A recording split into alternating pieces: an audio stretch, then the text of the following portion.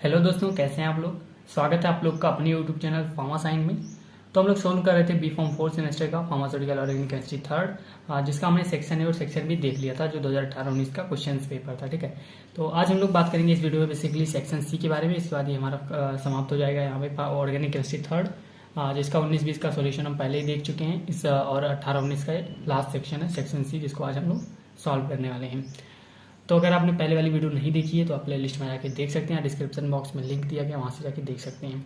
और अगर आप हमारे चैनल पर नए हैं तो चैनल को सब्सक्राइब कर दीजिए और वीडियो को शेयर कर दीजिए देखने के बाद। तो इसमें सेक्शन सी का पहला जो क्वेश्चन है देख लेते हैं। Give short नोटन wall किस्नर reduction. ठीक है, यूनिट 5 का क्वेश्चन है ये। तो इसमें जो नेमिंग रिएक्शन थी उसी का क्वेश्चन है। तो इसमें हमको जो वॉल किस्नर रिडक्शन था वो किस पे बेस्ड था, या इसका जो मैकेनिज्म ऑफ एक्शन है कैसा है, इस पे हमें शॉर्ट नोट लिखना है। तो ठीक है, तो बिल्कुल इसका सफिशिएंट आंसर बहुत ही आसान भाषा में हमने लिखा है यहाँ पे। तो इसमें सबसे पहले क्या करते हैं कि इसका बेसिक मैकेनिज्म समझते हैं, किस प्रकार से काम करता है। वॉल किस्नर रिडक्शन रिएक्शन में हम रिडक्शन कराते हैं, ठीक है, हाइड्रोजन के प्रेजेंस में, NH2 यानी हाइड्रोजन के प्रेजेंस में 180 डिग्री सेल्सियस पे जब हम सोडियम एसीटेट या फिर हम इसको कह सकते हैं सोडियम एथॉक्साइड के प्रेजेंस में रिएक्शन कराएंगे तो ये एल्केन में कन्वर्ट हो जाएगा। तो ये इसका सिंपल मैकेनिज्म है। ठीक है, तो इसमें लिख सकते हैं in Wolff Kishner reaction basically ketone is convert into alkane. Ketone किस में कन्वर्ट हो जाता है, एल्केन में कन्वर्ट हो जाता है। In this reaction when ketone is reacted with hydrogen and sodium ethoxide at 180 degree Celsius, then after reaction they gives alkene and release water and nitrogen gas. ठीक है, तो इसमें जो है कीटोन किस में कन्वर्ट होता है, एल्केन में कन्वर्ट होता है। जब इसको हाइड्रोजन या सोडियम एथॉक्साइड से रिएक्शन कराते हैं इसका 180 डिग्री सेल्सियस पे, तो इसमें जो है एल्केन का फॉर्मेशन होता है और इसमें से वाटर एंड N2 गैस निकलती है। तो इसमें बेसिक बातें इसमें इस प्रकार से इसका लिख सकते हैं। तो इसमें एग्जांपल से देख लेते हैं। जैसे इसमें एसीटोन का जब हाइड्रोजन से रिएक्शन कराएंगे तब क्या होगा। एसीटोन यहाँ पे ले लेते हैं, इसका हाइड्रोजन से रिएक्शन कराएंगे सोडियम एथॉक्साइड के प्रेजेंस में, तो ये प्रोपेन बन जाएगा। ठीक है, क्या CH3 CH2, यहाँ पे वो जो कीटोन ग्रुप का O है यहाँ पे CH2 लग जाएगा, बस बाकी सेम ऐसे रहेगा। तो CH3 CH2 CH3 यानी प्रोपेन बन जाएगा और वाटर का मॉलिक्यूल और नाइट्रोजन का मॉलिक्यूल यहाँ पे निकलेगा। ठीक है, अगला एग्जांपल जो है एथिल फेनिल कीटोन, जब इसका हम हाइड्रोजन के साथ रिएक्शन कराएंगे तो फेनिल प्रोपेन बन जाएगा। तो इस प्रकार से हम इसका दो 3 एग्जाम्पल, इसमें 3 एग्जाम्पल दिया गया, आप 2 एग्जाम्पल, 1 या 2 एग्जाम्पल से आप इसमें बता सकते हैं। तो हमारा बेसिक इसमें बातें हो गई कि इस कीटोन से एल्केन में कन्वर्ट हो जाता है और इसमें जो है वाटर मॉलिक्यूल्स और नाइट्रोजन निकलते हैं, गैस निकलती है। और इसमें जो है 2 एग्जाम्पल हमने देख लिया। अब इसका मैकेनिज्म समझते हैं, किस प्रकार से मैकेनिज्म होता है इसमें वॉल किस्नर रिडक्शन रिएक्शन में। तो इसका मैकेनिज्म हमने जो स्टेप वाइज लिखा है। तो स्टेप फर्स्ट में क्या होता है कि कीटोन लेते हैं, कीटोन की जगह हम कोई भी कंपाउंड ले सकते हैं, एसीटोन लिख सकते हैं, आर की जगह पर CH3 लगा सकते हैं, C2H5 लगा सकते हैं। ठीक है, तो अब जब कीटोन लेते हैं उसका हाइड्रोजन से का रिएक्शन कराते हैं तो किस में कन्वर्ट हो जाता है, यहाँ से जो H2 है और यहाँ से यहाँ से H2 निकल जाएगा। ठीक है, तो यहाँ पर क्या बचेगा, RC यहाँ पे सेम रहेगा, फिर डबल बॉन्ड यहाँ से N आके यहाँ पे अटैच हो जाएगा N and NH2 plus CH2 यहाँ से निकल जाएगा। ठीक है, फिर स्टेप 2 में क्या होता है यही उठा के यहाँ लिख देते हैं। तो इसको हम थोड़ा सिंपल भाषा में लिख सकते हैं। जैसे यहाँ पे N NH2 है तो यहाँ पे हम इसको सीधा H को इधर लिख सकते हैं NH2H। ठीक है, तभी जब C2H5ON है, मतलब कि सोडियम एथॉक्साइड से रिएक्शन करता है तो सोडियम एथॉक्साइड किस में टूटता है, C2H5O में प्लस Na प्लस में टूटता है। तो EH ये कहाँ चला जाता है, C2H5OH यहाँ से निकल जाता है। ठीक है, तो एक यहाँ से निकल जाता है तो यहाँ पे बचता है RCr and double bond N और यहाँ पे सिंगल N और H बच जाता है। ठीक है, तो N के पास क्या होता है, माइनस चार्ज आता है, एक इससे निकल गया प्लस हाइड्रोजन मॉलिक्यूल में। फिर अगले स्टेप में क्या होता है, स्टेप थर्ड में जो यहाँ से इसका जो है रीअरेंजमेंट करा देते हैं। यहाँ पे जैसे RC डबल बॉन्ड NEH है तो यहाँ पे माइनस चार्ज है, कार्बन के पास प्लस है, तो ये माइनस चार्ज या तो उस हाइड्रोजन उसके साथ जा सकता है सोडियम एथॉक्साइड के साथ, तो कार्बन के पास ही चला जाएगा, खुद ही इसमें रीअरेंजमेंट हो जाएगा। ठीक है, तो ये यहाँ चला जाएगा और डबल बॉन्ड आके N के पास आ जाएगा। तो इसको हम इस प्रकार से लिखते हैं, जब ये हम माइनस आएगा तो कार्बन के पास माइनस चार्ज हो जाएगा और N के पास डबल बॉन्ड हो जाएगा। ठीक है, तो हमारा स्टेप 3 हो गया। अब स्टेप 4 में क्या करते हैं कि यहाँ पे एक H जो बचा है, यहाँ हम इसको उठा के यहाँ लिख दिए हैं, तो ये H कहाँ चला जाता है, कार्बन के पास माइनस चार्ज है और C2H5O के पास भी माइनस चार्ज है, तो इस पे जाने के बजाय ये कार्बन के पास ही चला जाता है क्योंकि माइनस चार्ज उसके पास भी है। तो ये जब यहाँ चला जाएगा तो कार्बन के साथ एक हाइड्रोजन अटैच हो जाएगा और यहाँ पे N डबल बॉन्ड N यहाँ पे माइनस। ठीक है, ये इस प्रकार से बचेगा। फिर अगले स्टेप, लास्ट स्टेप है हमारा स्टेप 5। इसमें क्या होता है कि ये N और डबल बॉन्ड इसको हम कह सकते हैं N2, तो N2 यहाँ से डायरेक्ट हम निकाल देंगे N2 गैस के रूप में, और ये क्या बचेगा CrRHS। ठीक है, तो इसको हम जब रीअरेंज करके लिखेंगे तो RCH2R यानी हमारा हो जाएगा एल्केन बन जाएगा। ठीक है, तो इस प्रकार से हम इसका मैकेनिज्म समझ सकते हैं। बहुत ही आसान तरीके से इसमें मैकेनिज्म बताया गया। अगर आपको एक बार में नहीं समझ में आता है तो दोबारा आप देखिए, आपको आसानी समझ में आ जाएगा। ठीक है, इसका यूजेस भी है कुछ, जैसे कन्वर्टिंग कीटोन टू एल्केन, वही जिसमें कन्वर्ट हो जाता है उसका ये यूजेस हो गया। तो हमारा वॉल्फ किस्नर रिडक्शन यहाँ पे समाप्त होता है।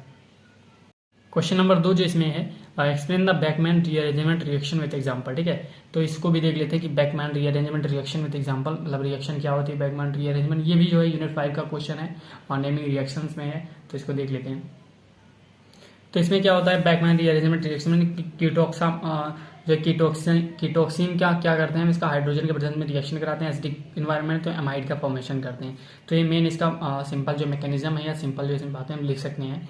तो इसमें क्या लिख सकते हैं, in the Beckmann rearrangement reaction when the ketoxime compound react with the PCl3 in the presence of acidic medium then it convert into the amide group. वही जो है इसका लैंग्वेज लिख दिया गया कि जो बैकमैन रिएक्शन होती है वो कीटोक्साइन कंपाउंड जो होता है किसके साथ रिएक्ट करता है, BCl3 के साथ इन the presence of acidic medium.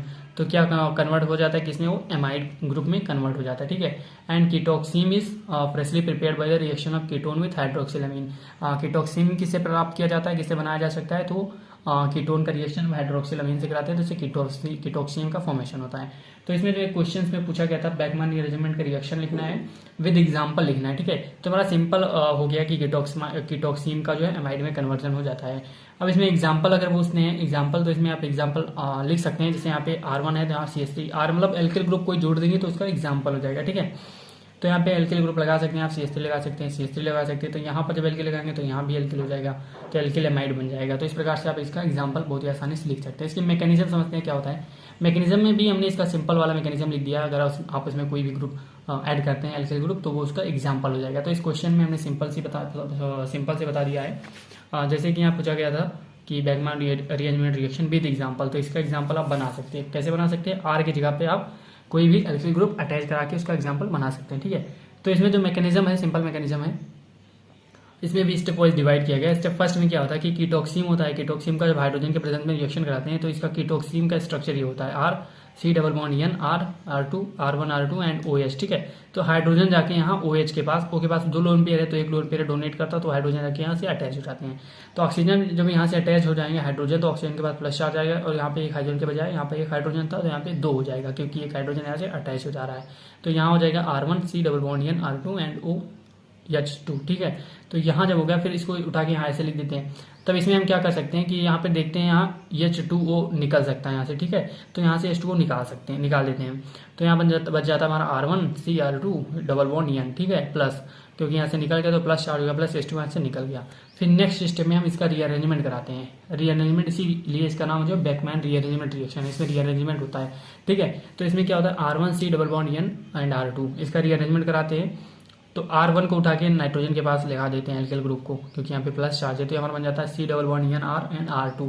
ठीक है, फिर नेक्स्ट स्टेप में क्या होता है, अगले स्टेप में क्या होता है कि इसका हम जब H2O से रिएक्शन कराते हैं तो H2O किस में टूटता है, H+ एंड OH माइनस में, H+ एंड OH माइनस में। ठीक है, तो जो कार्बन के पास प्लस चार्ज है यहाँ से, क्योंकि यार गया नाइट्रोजन के पास में, कार्बन के पास प्लस चार्ज है, तो ये जाके OH इससे जाके अटैच हो जाएगा। तो यहाँ पे क्या होगा, C के साथ OH आ जाएगा, आर्यन R1 R2 ऐसे रहेगा। फिर अगला जो लास्ट स्टेप है इसमें क्या होता है कि OH कहाँ जाता है, इसका फिर से रीअरेंजमेंट कराते हैं। तो H कहाँ चला जाता है, इसके पास नाइट्रोजन के पास, और जो इसका बॉन्ड है वह जाता है हमारा कार्बन के पास। तो इसका जब ऐसा आता है तो ये हमारा हो जाता है C(O) NH R1 and R2। फिर इसका जब रीअरेंजमेंट कराते हैं तो ये R1 C(O) NH R2। तो ये हमारा सिंपल मैकेनिज्म हो गया किसका, बैकमैन रीअरेंजमेंट रिएक्शन का। तो आप इसको आसानी से इसको लिख सकते हैं, आप याद कर सकते हैं। अगर आपको एक बार में नहीं समझ में आता है तो आप दोबारा वीडियो देखिए, आप एक बार पढ़िए सही से, आपको बहुत ही आसानी से समझ में आएगा, क्योंकि स्टेप वाइज लिखे गए हैं, बहुत आसानी से लिखे गए हैं। बुक में आपको थोड़ा लेंथी मिल सकता है। ठीक है, तो ये हमारा हो गया दूसरा क्वेश्चन, यहाँ पे भी समाप्त होता है। अगला जो क्वेश्चन है इसमें right the synthesis and medicinal uses of pyrimidines and purine derivative. ठीक है, तो इसका pyrimidines और प्यूरिन का सिंथेसिस और इसका यूजेस देख लेते हैं, मेडिसिनल यूजेस। तो pyrimidine का सिंथेसिस हम किस प्रकार से कर सकते हैं। सबसे पहले हम लोग समझते हैं pyrimidine का स्ट्रक्चर कैसा होता है। तो इसमें 2 एजा ग्रुप लगे होते हैं, जिसको हम फर्स्ट पोजीशन पे और 3 पोजीशन में, जिसको हम कह सकते हैं 1,3-डाइएजीन। ठीक है, तो इसका स्ट्रक्चर जो इस प्रकार से होता है, 2 एजा ग्रुप लगे हुए होते हैं और बेंजीन 6 जो हेटेरोसाइक्लिक रिंग होती है। ठीक है, अब इसका सिंथेसिस कैसे कर सकते हैं, तो पहला मेथड, इसमें 2 3 4 मेथड है सिंथेसिस की, मैंने यहाँ पे बेसिकली 2 मेथड को बताया है। तो इसका पहला मेथड जो है सिंथेसिस का गैब्रियल सिंथेसिस। गैब्रियल सिंथेसिस में क्या होता है, यूरिया प्लस मैलोनिक एसिड से, जब यूरिया का मैलोनिक एसिड से रिएक्शन कराते हैं तो बारबेचुरिक एसिड बनता है, और उस बारबेचुरिक एसिड को हम अगेन रिएक्शन कराते हैं किससे, POCl3 से और जिंक से, तो क्या बनता है, pyrimidine बनता है। ठीक है, तो इसलिए हम इसको जो लैंग्वेज भी लिख सकते हैं। पहले रिएक्शन देख लेते हैं। यूरिया लेते हैं, urea plus malonic acid, urea का NH2CO फॉर्मूला होता है, मैलोनिक एसिड COH होता है। तो इसका रिएक्शन कराते हैं तो बारबेचुरिक एसिड बनता है। ठीक है, बारबेचुरिक एसिड में 3 हाइड्रोक्सिल ग्रुप होते हैं, तो बारबेचुरिक एसिड जब बनता है तो उसका POCl3 से रिएक्शन कराते हैं तो इंटरमीडिएट प्रोडक्ट बनता है। फिर उसका जब जिंक डस्ट से इसका डिडक्शन करा देते हैं तो पायरिमिडीन का फॉर्मेशन होता है। तो हमारा फर्स्ट मेथड जो है गैब्रियल सिंथेसिस। तो इसमें क्या हम लैंग्वेज लिख सकते हैं, when urea is reacted with the malonic acid then it convert into barbituric acid, and when barbituric acid react with the POCl3 then it form the intermediate product, and when intermediate product is react with the zinc reduction and then it form into the pyrimidine। तो इसमें जो पहला method है हमारा Gabriel synthesis हो गया। दूसरा जो मेथड है पायरिमिडीन को बनाने का, व्हिटेकर सिंथेसिस है। ठीक है, तो व्हिटेकर सिंथेसिस में क्या होता है कि reduction of dichloropyrimidine by palladium catalyst. तो बहुत सिंपल सा रिएक्शन है। इसमें क्या करते हैं, 2,6-डाइक्लोरोपायरिमिडीन को क्या करते हैं, इसका रिडक्शन करा देते हैं पैलाडियम के प्रेजेंस में। ठीक है, तो पायरिमिडीन का फॉर्मेशन होता है, प्लस 2HCl निकल जाता है। तो मेरा पायरिमिडीन का जो है 2 मेथड हमने देख लिया, Gabriel synthesis and Whittaker synthesis. तो 2 मेथड से हम इसको पायरिमिडीन को सिंथेसाइज कर सकते हैं। अब मेडिसिनल यूज क्या होता है पायरिमिडीन का, उसको देख लेते हैं। पायरिमिडीन को हम बहुत सा इसका यूज होता है, जैसे एंटी न्यूप्लास्टिक एजेंट हो, इसके रूप में इसका यूज कर सकते हैं। एंटीवायरल हो गया, एंटी एड्स हो गया, एंटी ट्यूबुलर हो गया, एनेस्थेटिक हो गया, ब्रोंकोडायलेटर्स हो गया। तो इसका मेडिसिनल यूज बहुत सारे हैं, जिसको हम इसमें आसानी से इसमें लिख सकते हैं। जैसे मिसेलेनियस यूज हो गया, इसमें एंटी ट्यूबरकुलस हो गया, डायूरेटिक्स हो गया, तो इसका मल्टीपर्पज के रूप में हम इसका यूज कर सकते हैं पायरिमिडीन्स का। ठीक है, अब इसका जो सेकंड पार्ट था, इसमें प्यूरिन्स का हमें लिखना था मेथड ऑफ प्रिपरेशन और उसका जो है मेडिसिनल यूज। तो प्यूरिन का हम स्ट्रक्चर देख लेते हैं। इसका स्ट्रक्चर इस प्रकार से होता है। इसमें एक जो हेटेरोसाइक्लिक रिंग होती है, इसमें 4 नाइट्रोजन ग्रुप पाए जाते हैं, 1 हाइड्रोजन इसमें लगा होता है नाइट्रोजन के साथ में। ठीक है, तो इसका जो प्रिपरेशन है कैसे करते हैं, सबसे पहले इसका फिशर मेथड है। फिशर मेथड में क्या होता है कि यूरिक एसिड का जब हम POCl3 से रिएक्शन कराते हैं तो 2,6,8-ट्राइक्लोरोप्यूरिन में कन्वर्ट होता है, और जब इसका 2,6,8-ट्राइक्लोरोप्यूरिन का हम CH3I या HI के से रिएक्शन कराते हैं तो ये बन जाता है हमारा 2,6-डाइक्लोरोप्यूरिन। फिर इसको जब हम जिंक डस्ट से रिएक्शन कराते हैं, बॉयल कराते हैं, तो ये हमारा बन जाता है प्यूरिन। तो इसे हम पहला मेथड जो ना फिशर मेथड है, इससे हम इसको बना सकते हैं प्यूरिन इसको। अगला जो मेथड है ट्राउब मेथड है। ट्राउब मेथड में क्या होता है कि इसमें जो ऑर्थो अमीनो हाइड्रोक्सी प्यूरिमिडीन होता है, उसका हम SCOH फॉर्मिक एसिड से रिएक्शन करा देते हैं, तो इसका जो इंटरमीडिएट प्रोडक्ट बनता है, जो उसको फिर से हीट कराते हैं तो प्यूरिन का फॉर्मेशन हो जाता है। ठीक है, तो इसको हम इसका लैंग्वेज भी लिख सकते हैं कि when amino hydroxy pyrimidine is reacted with the formic acid then it form an intermediate product, and after heating this product then it form the purine. तो इसको हम अपने लैंग्वेज के अनुसार लिख सकते हैं। ठीक है, तो इसका मेन मैकेनिज्म हो गया ट्राउब मेथड का। और इसके बाद में इसका एक और मेथड है, जिसे 4,5-डाई अमीनो पायरिमिडीन से प्राप्त कर सकते हैं। तो इसका NH2CO यूरिया से रिएक्शन कराते हैं तो 8 हाइड्रोक्सीप्यूरिन बनता है, जिससे हम प्यूरिन्स को फॉर्मेशन कर सकते हैं। ठीक है, तो इस प्रकार से हम प्यूरिन्स को 3 मेथड हमने देख लिया, को जो आसान लगे 2 मेथड आप लिख सकते हैं उसमें।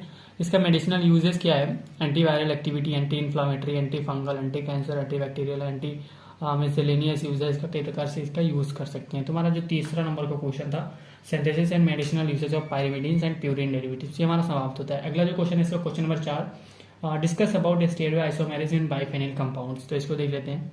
इसमें स्टीरियो आइसोमेरिज्म किसका देखना है, बाइफेनिल कंपाउंड का, तो इसको हम एट्रोप आइसोमेरिज्म भी कहते हैं। तो सबसे पहले हम लोग समझते हैं एट्रोप आइसोमेरिज्म क्या होता है, स्टीरियो आइसोमेरिज्म क्या होते हैं। ठीक है, they are the isolable isosterism which resulting from restricted rotation और the single bonds are called the atrop isomerism. ठीक है, तो इसमें क्या होता है कि यहाँ पे कई सारे आइसोलेबल आइसोटेरिज्म होते हैं।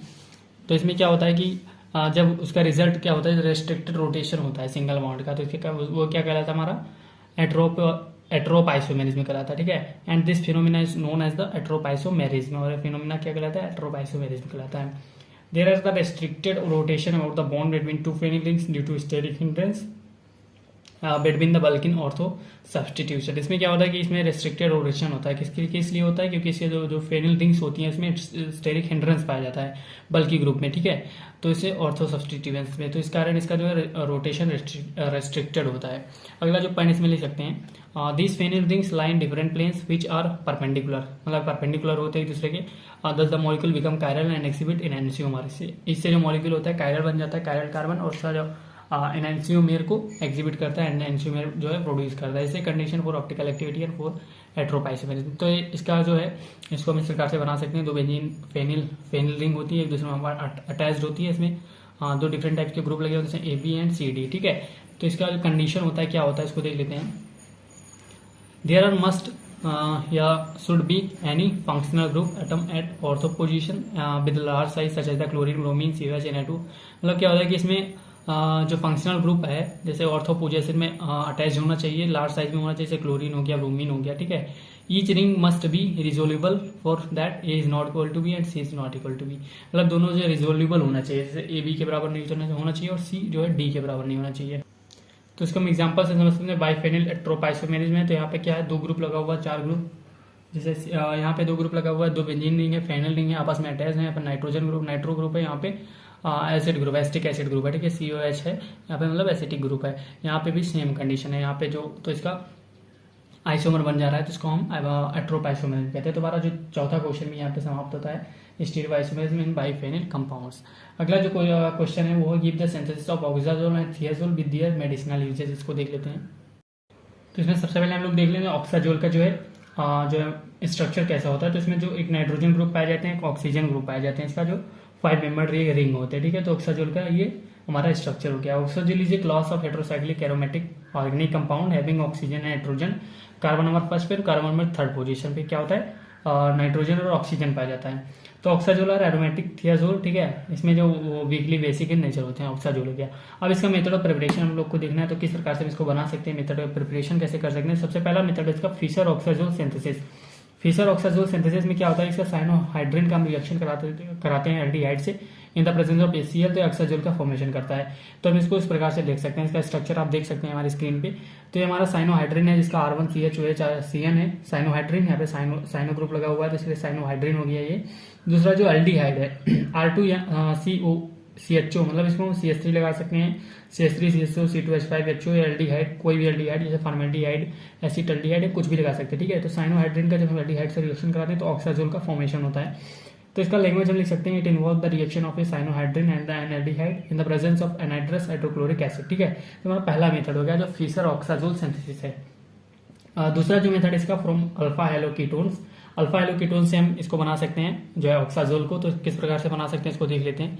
तो इसमें जो पहला है, जिसमें इसमें क्या है कि alpha haloketones react with the amide to give oxazole, ठीक है। तो इसका जो ये हमारा अल्फा हेलोकीटोन्स है, ये हमारा है एमाइड्स। तो एमाइड से जब अल्फा हेलोकीटोन्स रिएक्ट होता है तो ये हमारा ऑक्साजोल का फॉर्मेशन करता है। तो हम इसको लिख सकते हैं when alpha haloketones react with the amide to give oxazole. तो हमारा दूसरा मेथड हो गया फ्रॉम अल्फा हेलोकीटोन्स। तो आप इसको दोनों आसानी से याद कर सकते हैं। अब इसमें मेडिसिनल यूज क्या है, तो मेडिसिनल यूज है जो इसका, तो इसका मेडिसिनल यूज है जो ऑक्साजोल का ये है पोरली प्रेजेंट इन नेचर है, poorly present sulfamoxole and sulfaquinol are 2 bacterial agents and treatment of type 2 पे डायबिटीज। तो इसका टाइप 2 डायबिटीज में ट्रीटमेंट में होता है। अब जो सेकंड टाइप था थियाजोल का जो हमें मेथड ऑफ प्रिपरेशन और इसका मेडिसिनल यूज लिखना है। तो ये क्या होता है, एरोमेटिक 5 मेंबर रेट्रोसाइक्लिक कंपाउंड होता है। इसमें 5वें नंबर पर नाइट्रोजन और पहले नंबर या थर्ड पोजीशन में क्या होता है, पहले 5 सल्फर एंड नाइट्रोजन। जैसे सल्फर हो गया किस पोजीशन में, फर्स्ट पोजीशन में, नाइट्रोजन हो गया थर्ड पोजीशन पर। इसका जो मॉलिक्यूलर फार्मूला होता है C3H3SN होता है। इसका मेथड ऑफ प्रिपरेशन क्या होता है, सबसे पहला मेथड इसका हैंडजस सिंथेसिस। इसमें क्या होता है कि अल्फा हेलोकीटोन्स प्लस थियामाइड से रिएक्शन कराते हैं, थियाजोल का फॉर्मेशन होता है, ठीक है। तो अल्फा हेलोकीटोन से reacted with the thioamide then we converted it into the thiazole. It is also known as synthesis from alpha halocarbonyl compound. तो हमारा हो गया पहला मेथड हाइड्रोजन सिंथेसिस। दूसरा जो मेथड है reaction with Gabriel synthesis. Gabriel synthesis में reaction कराते हैं तो इसका थियाजोल का फॉर्मेशन होता है। जैसे गैब्रियल सिंथेसिस हम इसका PS5 से रिएक्शन कराते हैं, थियाजोल का इसमें फॉर्मेशन होता है। तो हमारा हो गया मेथड ऑफ प्रिपरेशन हो गया थियाजोल का। तो हमने इसमें 2 मेथड देखे। अब इसमें मेडिसिनल यूज क्या है, all the penicillium antibiotic contain thiazole rings, ठीक है। Use the thyroid inhibitor in the treatment of hyperthyroidism.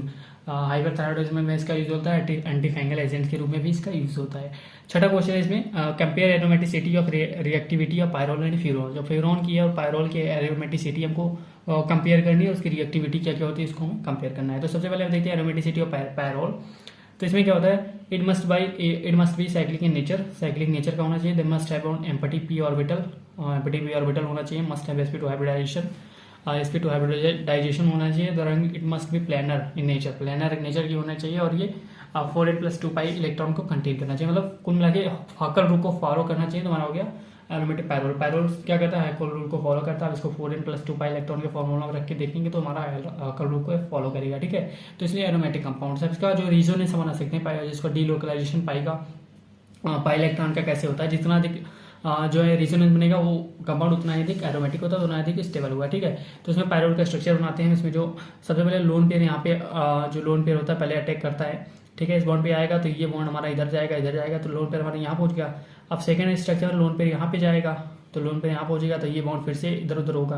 तो इसमें कुल प्रकार बॉन्ड को हमें इधर उधर घुमाना है। सबसे पहले सीरियल वाइज हम घुमाते जाएंगे, ठीक है। जैसे लोन पेयर इलेक्ट्रॉन को बढ़ाते जाएंगे वैसे वैसे बॉन्ड को घुमाते जाएंगे। तो हमारा स्ट्रक्चर कुछ इस प्रकार से बनेगा। लास्ट में जहाँ पे हमारा फिर से जो है इसका जो है फ्यूरोन जैसा बन जाए वहीं पे हमें छोड़ देना है। तो हमारा पाई इलेक्ट्रॉन डीलोकलाइजेशन है, रेजोनेंस सिस्टम हो गया किसका, तो हमने एरोमेटिसिटी किसका देख लिया, पायरोल का। इसमें फ्यूरोन का देखते हैं। फ्यूरोन में क्या होता है, सेम वैसे होता है जैसे इसमें हकल रूल्स को फॉलो करता है। तो ये हमारा फ्यूरोन का एरोमेटिक नेचर है। तो इसमें क्या होता है, इसमें भी रेजोनेंस सेम वैसे बनते हैं फ्यूरोन जैसे।